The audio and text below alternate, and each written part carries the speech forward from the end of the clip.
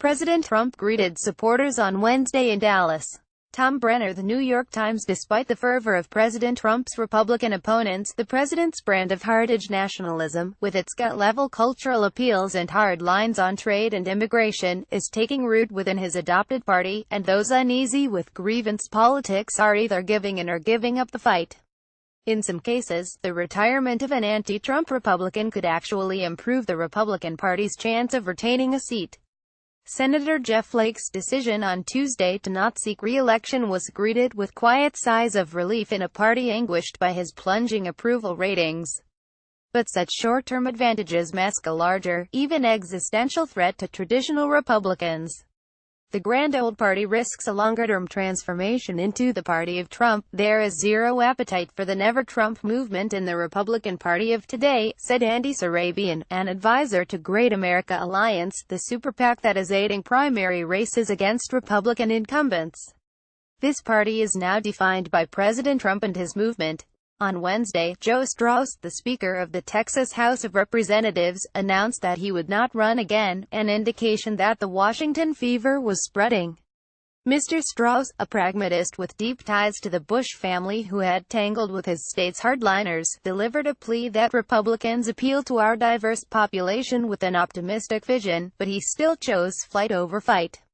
Mr. Strauss' dash for the exits followed the retirement announcements of Mr. Flake, Senator Bob Corker of Tennessee and Representatives Ileana Ros-Lehtinen of Florida, Charlie Dent of Pennsylvania, Pat Tiberi of Ohio and Dave Reichert of Washington State, all members of the Republican establishment.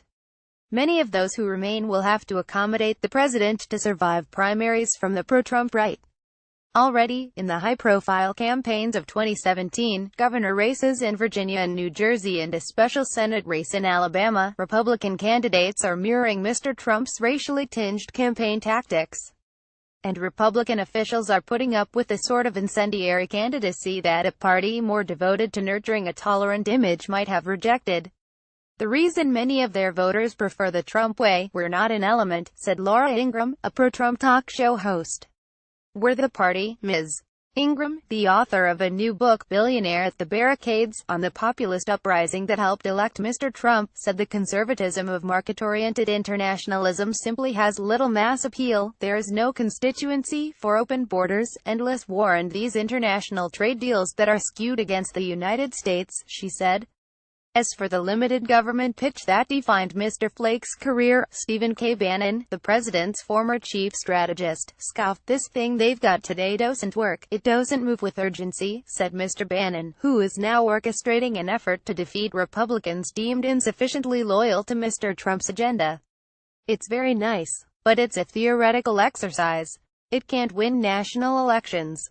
Even some of the president's detractors on the right believe that the party base will stick with him because they like his agenda. We have a leader who has a personality disorder, said former Senator Tom Coburn, Republican of Oklahoma, but he's done what he actually told the people he was going to do, and they're not going to abandon him. This grassroots loyalty is why no prominent Republicans on the ballot next year have broken with Mr. Trump. Only lawmakers and Republicans out of office, such as former President George W. Bush, have been harshly critical of him. At the moment, congressional Republicans and Mr. Trump are trying to make common cause of an overhaul of the tax code because they see it as something of a temporary cure-all. A bill signing ceremony on taxes would hand lawmakers something to run on next year and the president a much-needed accomplishment. It stops the bleeding, said Senator Lindsey Graham, of South Carolina. But even that holds risks.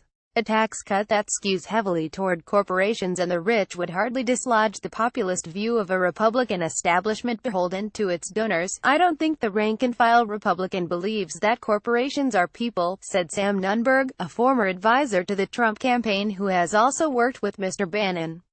He was mimicking a Mitt Romney quote that earned Mr. Romney, the 2012 Republican presidential nominee, ridicule for being out of touch. On Wednesday, Mr. Trump painted a rosy picture of the party. We have, actually, great unity in the Republican Party, he told reporters before leaving for a fundraiser in Texas. But even as Mr. Trump won repeated standing ovations from Senate Republicans on Tuesday when he visited their weekly lunch at the Capitol, the party's lingering tensions were also on display. Senator Pat Roberts of Kansas, a longtime member of the Agriculture Committee, expressed concern about whether Mr. Trump would pull out of the North American Free Trade Agreement, according to a Republican present at the luncheon. Joe Strauss, the Speaker of the Texas House of Representatives, announced Wednesday that he would not run for re-election. Eric A. Associated Press. Less than an hour after Mr. Trump left the Capitol, Mr. Flake was on the Senate floor delivering a 17-minute excoriation of the Trump era. How aggressively the president pursues his platform on trade and immigration restrictionism could test how strong his grip is on Congress.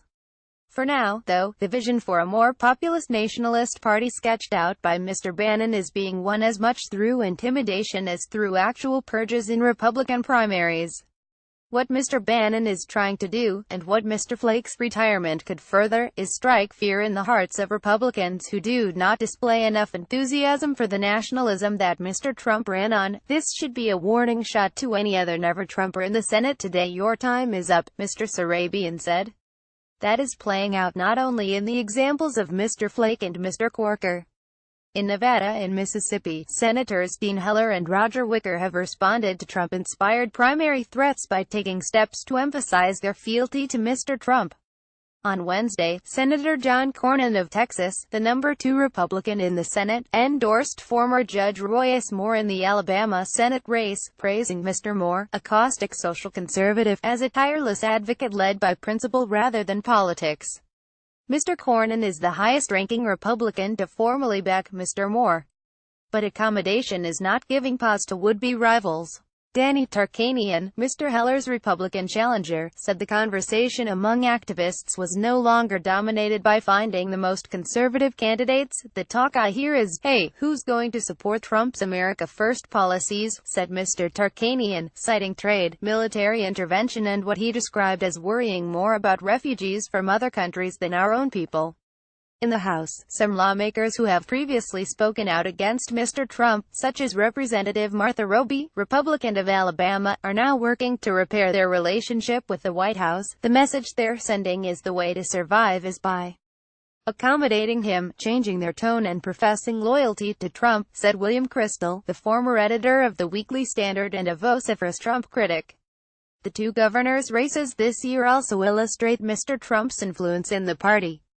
In Virginia and New Jersey, the establishment-aligned Republican nominees for governor, Ed Gillespie and Kim Godogno, are airing controversial ads on immigration to both stir their base and win over some independents concerned about crimes committed by those in the country illegally.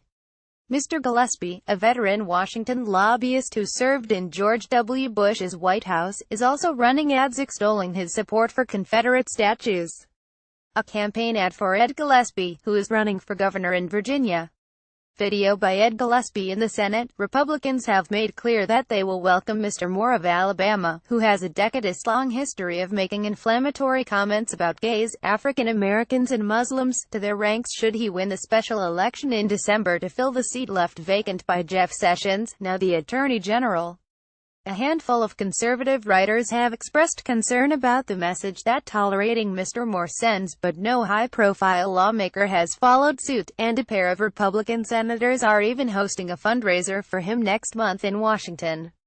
And in Colorado, former Representative Tom Tancredo, who was shunned by the Bush-era Republican Party for his harsh anti-immigration views, is considering a comeback bid for governor in 2018. Whether Mr. Trump permanently realigns the party around his style and platform may depend on how much he remains true to what could be called Trumpism.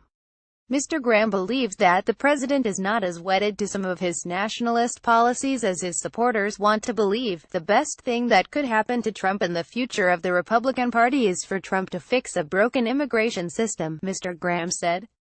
By calling last week to offer his support to a handful of Republican senators that Mr. Bannon had named as potential targets, the president demonstrated he would not blindly follow his former advisor. Establishment Republicans are attempting to convince Mr. Trump that if you join with Bannon, you cut your own throat, Mr. Graham said, because it could lead to an impeachment effort by a Democratic-controlled Congress. But these arguments caused the early Trump enthusiasts only to roll their eyes. The party establishment, these Trump backers say, wants to govern as if the election never happened. They still think the election was about Trump's personality, Ms. Ingram said. It wasn't. It was his ideas.